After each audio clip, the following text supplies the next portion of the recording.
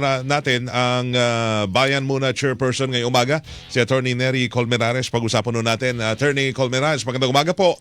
Welcome po. Double Wang sa Double B. Good morning po, sir. Hi, good morning, Weng. Good morning din, Weng. At magandang umaga po sa mga listeners and viewers Thank ninyo. you. Thank Kayo you sa po ay oras. isa doon sa mga naghain ng impeachment complaint laban kay Pangulong Bongbong Marcos. Magkakaroon na po ng pagdinig sa Monday. Ano po ang mga inaasahan ninyong mangyayari?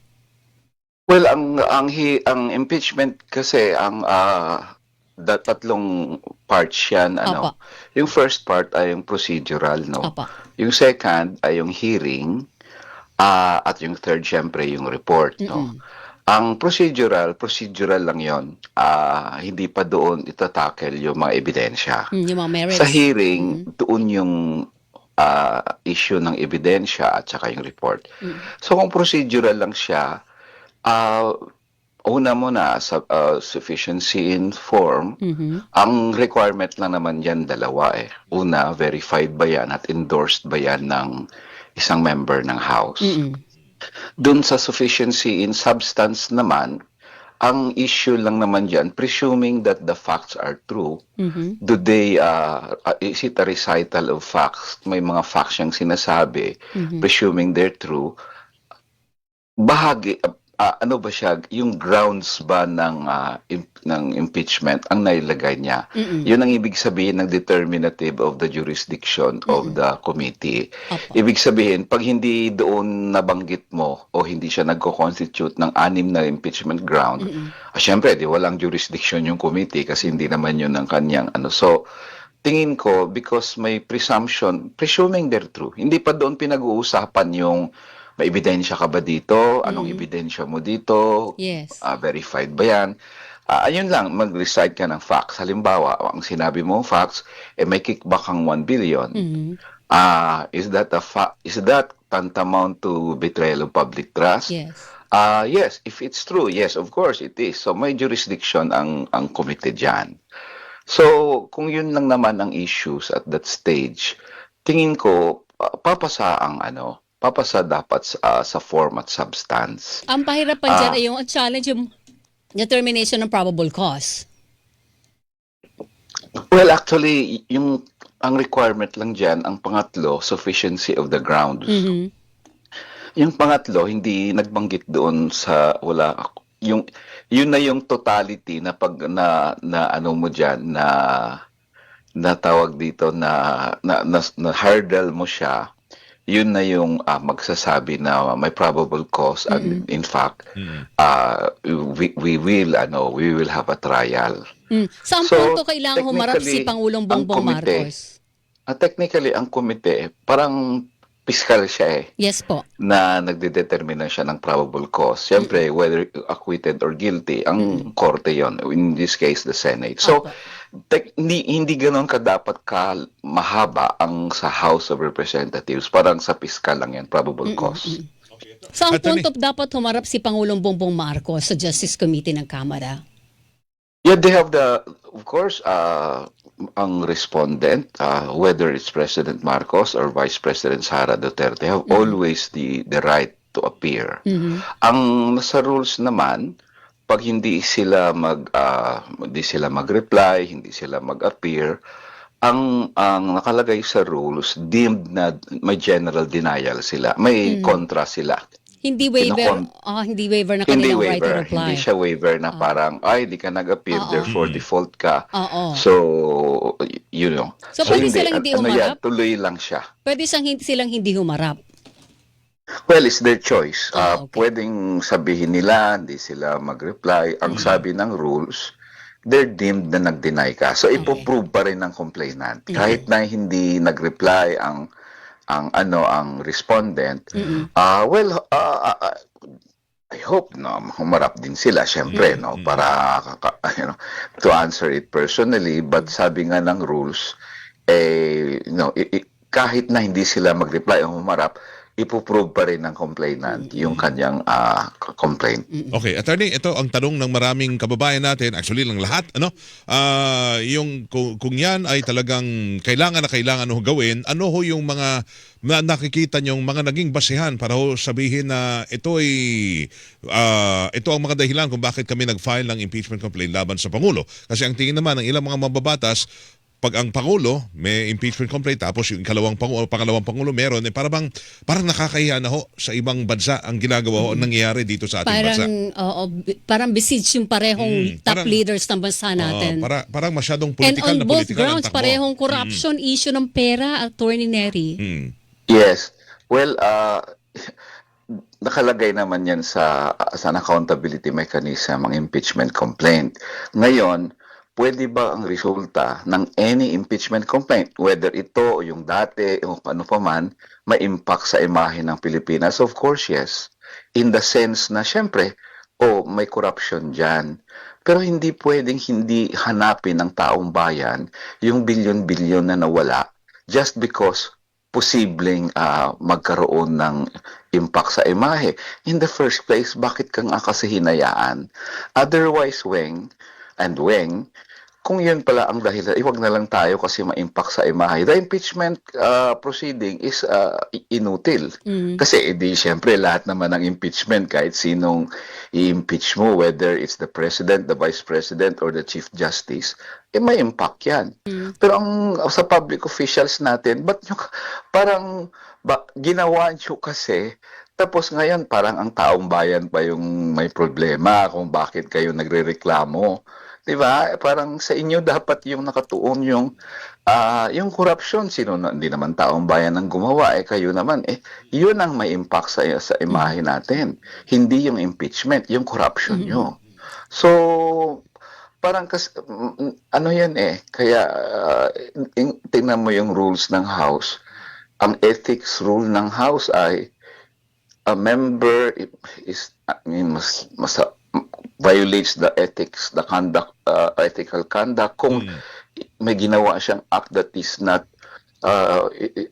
hindi nagpapaganda sa imahe ng House. Sabi ko, kung pinuna mo siya sa korupsyon, di ba, yung House, halimbawa, ano yan, you violated the ethics rule? Hindi naman ganun na nakalagay sa batas at sa konstitusyon Yung ethics is integrity ka dapat, may honesty ka, hindi ka nangungurakot. So, ngayon, dito sa atin, tingin ko, ang reason, nagtatanong ang taong bayan. Sabi nila, may insertion na 100 billion. O, totoo ba to? O, ngayon, pangalawa, nag-kickback ka ng 8 billion. O, totoo ba to? Nag-deliver ng 2 billion lang naman. I mean, this is a legitimate question of the people. Walang ibang paraan, attorney, kundi impeachment lang talaga para malaman ang katotohanan. Hindi pwede bumuo ng fact-finding group, gano'n. Sitting president, Weng. Oo. Impeachment lang talaga, pinagbabasehan. Well, yun ang dyan, kasi Diyos tong mga impeachable officials, sa totoo lang. Unlike ordinary government employees, na pwede mo silang kasuhan anytime, pwede silang matanggal sa pwesto anytime. Pero These kung impeachable halimbawa, officials cannot be removed from office without an impeachment conviction. So, that's the only mechanism left. Kaya nga minsan na may mihasa yung mga yan kasi alam nila hirap silang tanggalin. Salamat sa Dahil paliwanag na yun. Kasi yan ang gustong paintinin natin sa taong bayan. Kasi parang pagod na. Ito, impeachment na naman. wala Tapos ka talagang panibago ibang na naman choice. impeachment, di ba? Pag binasa niyo po ang konstitusyon, walang ibang choice para panagutin ang lahat ng constitutional offices ng mga opisyal, di ba, Attorney Neri? Via Wala impeachment na, lang, wala hindi na. sila pwedeng kasuhan. Pero halimbawa, natapos si Pangulong Bongbong Marcos ang kanyang termino. Pwede ba siyang kasuhan ulit doon sa mga sinasabi supposedly ay crime o corruption na nagawa nung siya ay nakaupo sa pwesto, Attorney Neri? Pwede naman, ang immunity naman ng presidente will no longer apply pag natapos na yung termino niya. So pwede. Yun. pero Pwede yun. Pero ito- who cares, billions na yun, taon Correct. na yung nawala, di ba? Pero Attorney Neri, ganito po. Ang laban ngayon ay nasa House of Representatives. Gaano kalaki yung Yes. chance na makalagpas ito sa Kamara at maiakyat sa Senado? Well, sa akin muna. Ayokong i-belabor yung point na numbers game ito, pero andun ang realidad, Attorney. Well, sa akin, ang numbers game ay palagi nilang sinasabi, political in nature yan. Yes. Ang ibig lang sabihin kasi ng political in nature, ang impeachment proceeding, ang nagdedesisyon dito ay mga elective Mga politiko. officials, hindi judges, hindi court. Yun lang naman, but it doesn't mean na ang iyong boto dito ay walang basic standards of justice and evidence. So, hindi ko iniisip na sana naman magdesisyon lang sila kahit may ebidensya, dito kasi ako sa majority o dito ako sa minority, etc., di ba? So, nakalagay naman yan sa desisyon ng Korte Suprema sa original na desisyon niya sa Duterte versus House of Representatives na ang impeachment proceeding hindi siya purely numbers game. Correct. Dapat may due process, dapat may, di ba, may sa pagtingin sa ebidensya, yung ganon. Pero base doon So, sa mga naging karanasan nyo sa mga previous impeachment hearings sa Kamara o proceedings, naniniwala kayo na magiging patas ang Kamara? Well, based doon sa previous experience namin, ang desisyon lagi, numbers game dinadaan. Kaya palagi naming sinistress mo noon pa man, panahon ni Gloria Arroyo, na hindi, may basic sense of justice naman sana. After all, you're doing a constitutional duty. Ito na lang ang accountability mechanism, idaan natin sa kung ilan ang supporter ng impeachable official o ilan ang hindi, di ba? So, we're hoping, of course, still na magkaroon ng decision on the basis of the evidence and the merits of the case. So, sana naman, itong procedural lang muna tayo. Anyway, procedural lang naman yan, substance and form lang naman yan, presuming that they're true. Wag na magpakalawig doon kasi it's just procedural. Go to the hearing, doon titingnan yung mga issue ng ebidensya, totoo ba to, ano ba ito, authentic ba to. Doon na lang yan pag-usapan para naman makita natin, at least masagot man lang yung ilang basic na katanungan. Pero kung i-dismiss ito na hindi man lang nasagot ang basic na katanungan, hindi na solve yung problema. Hindi na sasagot yung tanong ng taong bayan. Okay, pero Yes. Opo, yung ebidensya, attorney, sa ngayon ba pwedeng masabi na matitibay ang mga hawak ko ninyo? Na mga Well, ebidensya? para sa complainant, syempre, yung ebidensya matibay. For example, yung allocables, yung BBM parametric formula. Ano yan policy position niya ng Malacanang na official. Diba yon? Ang implement, of course, supported yun sa mga testimonies ng sa mga hearings, di ba? Yung paghati-hati ng pera doon sa mga distrito. So, it's not an issue of policy lang. It was an implementation of a policy, kaya hindi pwedeng sabihin, policy disagreement lang yan matibay yun. Yung mga testimony nila Saldico, of course, ng mga nila Bernardo, all these things. Matibay yon kasi may testimony. Of course, they can always say no, contest that. Iko-contest nila yan. O let the evidence speak for themselves. Sa akin, hindi, sa akin, very official documents, results ng hearings, mga sworn statements, not to mention, of course, kay Saldico, video, admission sa kanya. All these things, para sa amin, still form part of evidence at matibay yon para sa amin. At sa hearing, talaga doon yun makikita kung sakaling magkaroon ng hearing itong itong first impeachment complaint. Magagamit niyo po bang ebidensya laban sa presidente yung mga sinabi ni Zaldico? Videos. Mga videos. Yes. Well, we will, of course, raise it. The respondent can question it. Video kasi yun So, of course, we'll raise it. But mas maganda sana, of course, if Saldico has issues as a sworn statement or comes back, di ba? Mas maganda yun kasi wala nang patumpik-tumpik pa kung napirmahan mo ba yan o nandito na siya mismo. But we will try to use that. Pero other than Saldico, kasi marami namang ebidensya, yung mga statements sa Senate hearing nila Bernardo, all these things, pwedeng magamit yun. Okay. ito na lang last ko yan. May epekto ba yung Supreme Court decision doon sa kaso laban kay Vice Presidente? Yung forma ng ng process doon sa naging impeachment sa Vice Presidente sa magiging takbo naman dito kay BBM impeachment? Well, nagpahirap sa impeachment filing ang desisyon sa Duterte versus House of Representatives. Ang kinaiba lang nito, nakapasar na refer na kasi sa Justice Committee yung BBM complaint. So, yung ngayon nandun na. Yung sunod na impeachment kay Sara Duterte, yun yung medyo may kahirapan. Kasi magsisimula siya dun sa mode na, yung 1/3, etc. So yun, ang nakaano na to napunta na sa Justice Committee.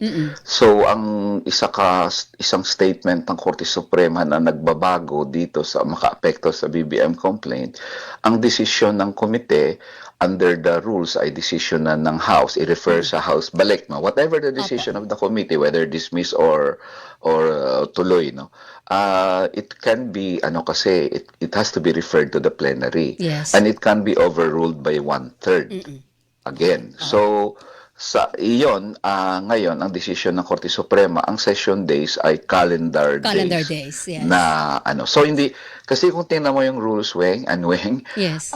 I-refer ng komite back to the House after 60 session days na nagdidebate ang komite, i-refer to the House within 3 session days.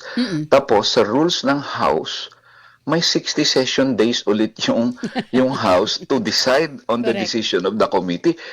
Abot na yung 1 year nun kung bilangin mo siya in the normal session, alam mo ng session ng House . So, ngayon, ang sabi ng court, ay hindi pwede na yan halimbawa, ako, interpretasyon ko doon, pag ni-refer ng committee sa plenary, you have 60 calendar days na may session kayo to decide on the committee report. So, hindi na tayo abot ng parang naging 1 year bar tuloy yung mga session days ng House . Kaya yun ang impact lang noon sa BBM complaint. Alright. Attorney, maraming Thank you, salamat Attorney. po sa oras. Good morning. Maraming salamat po. Good Sa morning. susunod po ulit. Good morning, Salamat. sir. Thank you. Si Attorney Nery Colmenares, chairperson ho ng Bayan Muna. Tama siya dun sa mga Hilingan, walang pinoprotektahan.